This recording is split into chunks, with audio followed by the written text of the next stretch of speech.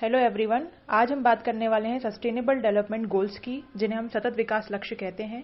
सबसे पहले हमें सस्टेनेबल डेवलपमेंट को समझना चाहिए कि सस्टेनेबल डेवलपमेंट का मतलब होता है कि ऐसा डेवलपमेंट जिसमें हमारे साथ साथ इस जनरेशन के साथ साथ फ्यूचर जनरेशन का भी क्या हो सके, विकास हो सके, डेवलपमेंट हो सके, उनकी नीड्स भी पूरी हो सकें और साथ ही साथ एनवायरनमेंट को कोई हार्म ना हो।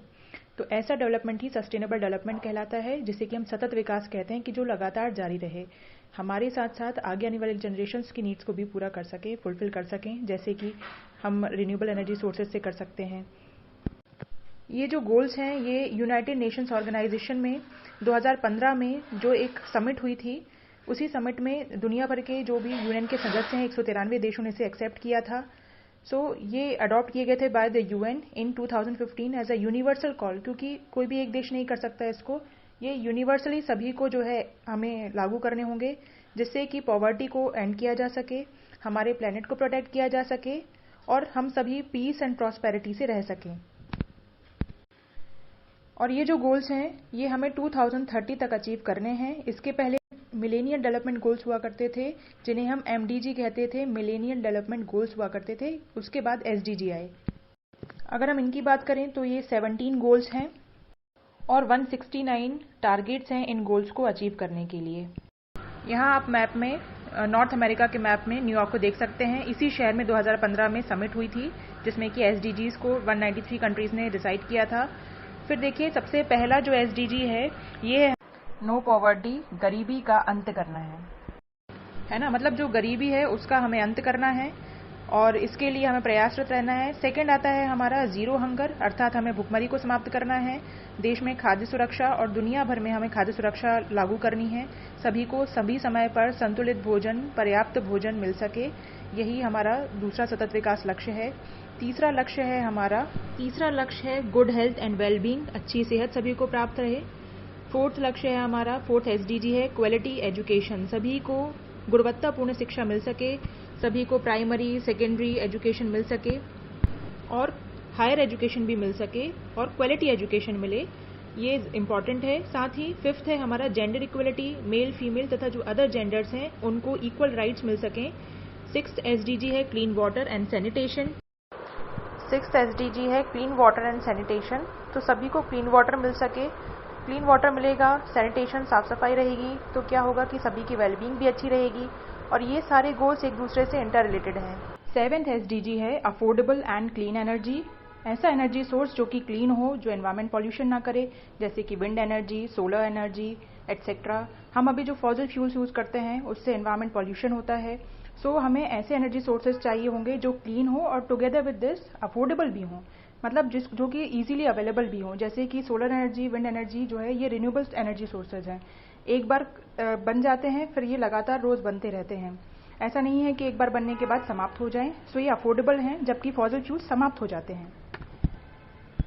एट्थ एसडीजी है decent work and economic growth, सभी को डिसेंट वर्क मिल सके, सस्टेनेबल इकोनॉमिक ग्रोथ मिल सके, एम्प्लॉयमेंट मिल सके सभी को। इसके बाद आता है ninth SDG industry, innovation and infrastructure. ऐसा इंफ्रास्ट्रक्चर हमें डेवलप करना है जिससे कि जो स्ट्रांग रहे, है ना, जो सारे किसी भी आपदा आती है तो उसको भी झेल सके। फिर इंडस्ट्री हमें इंडस्ट्रियलाइजेशन ऐसा करना है कि जो एनवायरनमेंट से साथ में चले, एनवायरनमेंट को नुकसान ना पहुंचाए और उससे कोई ग्लोबल वार्मिंग इस तरह की समस्या पैदा ना हो। इनोवेशन को बढ़ावा देना है, नए नए तरीके हमें सोचने हैं काम करने के, नई नई चीज़ें लानी है, नवोन्मेष को बढ़ावा देना है। 10th एसडीजी है रिड्यूस इनइक्वालिटीज़, इनकम में, आय में जो इनइक्वालिटीज़ हैं, विषमताएं हैं, उसे दूर करना है। 11th एसडीजी है सस्टेनेबल सिटीज़ एंड कम्युनिटीज़, हमें ऐसे ह्यूमन सेटलमेंट्स, ऐसी सिटीज़ डेवलप करनी है जो कि एनवायरनमेंट फ्रेंडली हों, जो कि नेचुरल कैलेमिटीज़ को भी कोप अप कर सकें, उनको सहन कर सकें। साथ ही साथ ये सभी इंक्लूसिव होना चाहिए, मतलब सभी के लिए अवेलेबल होना चाहिए। हाउसिंग फैसिलिटीज़ सभी को अवेलेबल हो, ट्रांसपोर्टेशन फैसिलिटीज़ अच्छी हो, सभी को अवेलेबल हो। साथ ही साथ जो भी सिटीज़ डेवलप करें वहाँ पर ग्रीन स्पेसेस भी हों। ऐसी सिटीज़ विकसित करते समय हमें एनवायरनमेंट का ध्यान रखना होगा, तभी वे सस्टेनेबल होंगी। 12th एसडीजी है रिस्पॉन्सिबल कंजम्पशन एंड प्रोडक्शन। जैसे हम एग्रीकल्चरल प्रोड्यूस करते हैं तो उसमें हम रिस्पॉन्सिबल बिहेवियर शो करें, ज़्यादा वाटर का यूज़ ना करें, है ना, ओवर ड्रेनेज ना करें, कभी भी हम खाद फर्टिलाइजर्स का सोच समझ करके प्रयोग करें और रिस्पॉन्सिबल कंजम्पशन भी करें। रिस्पॉन्सिबल कंजम्पशन का मतलब है कि हम कहीं भी वेस्टेज ना करें, जो भी हमारा फूड प्रोड्यूस होता है तो उसे हम वेस्ट ना करें, सभी को वो उपलब्ध हो सके, क्योंकि हम देखते हैं कि फूड इनसिक्योरिटी भी अवेलेबल है, तो फूड सिक्योरिटी सभी को मिल सके, ऐसा हम बिहेवियर शो करें। 13th SDG आता है क्लाइमेट एक्शन। तो ग्लोबल वार्मिंग जो हो रही है, क्लाइमेट को बचाने के लिए हमें क्या करना चाहिए, जल्दी से जल्दी एक्शन लेना चाहिए। 14th SDG है लाइफ बिलो वाटर। तो जो भी जलीय जीव हैं जैसे कि एक्वेटिक प्लांट्स, एनिमल्स, इनकी रक्षा करनी है, इनके संरक्षण संवर्धन के लिए कार्य करना है। ओशियंस की रक्षा करनी है। 15th SDG life on land, मतलब धरती पर भी जीव रह रहे हैं, चाहे वो कोई जानवर हो, चाहे वो वनस्पति हो, इन सभी की रक्षा करनी है हमें जैव विविधता की रक्षा करनी है, ज़्यादा से ज़्यादा प्लांट्स लगाने हैं। तो जैसे हम लाइफ बिलो वाटर की रक्षा कर रहे हैं अंडर 14th SDG, वैसे ही हमें 15th SDG में लाइफ ऑन लैंड की भी रक्षा करनी है। 16th SDG है peace, justice and strong institutions.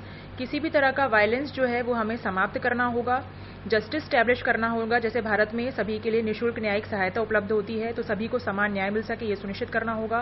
Strong institutions हो, है ना, किसी भी तरह का भ्रष्टाचार ना हो, ट्रांसपेरेंसी हो, है ना, जैसे न्यायपालिका हमारी कितनी स्ट्रांग है, इस तरह से हमें स्ट्रॉन्ग इंस्टीट्यूशन स्टैब्लिश करने होंगे। और फिर 17th SDG आता है कि पार्टनरशिप फॉर द गोल्स। ये जो गोल्स हैं ये कोई एक नेशन अकेला अचीव नहीं कर सकता, इसके लिए डेवलपिंग और डेवलप्ड सभी नेशन को समान रूप से प्रयास करना होगा। बहुत सारी कंट्रीज़ इसके लिए बहुत अच्छे प्रयास कर भी रही हैं, जैसे भारत भी बहुत प्रयास कर रहा है। जैसे हम रिन्यूएबल एनर्जी सोर्सेज का बहुत अधिक यूज़ कर रहे हैं, अब हम फॉसिल फ्यूल से हट करके रिन्यूएबल सोर्सेज की तरफ जा रहे हैं, पॉवर्टी एंड हो रही है, फूड सिक्योरिटी अवेलेबल हो रही है। तो बहुत सारे स्टेप्स लिए जा रहे हैं, आगे और भी अच्छे स्टेप्स लिए जाएंगे, ऐसी हम आशा करते हैं।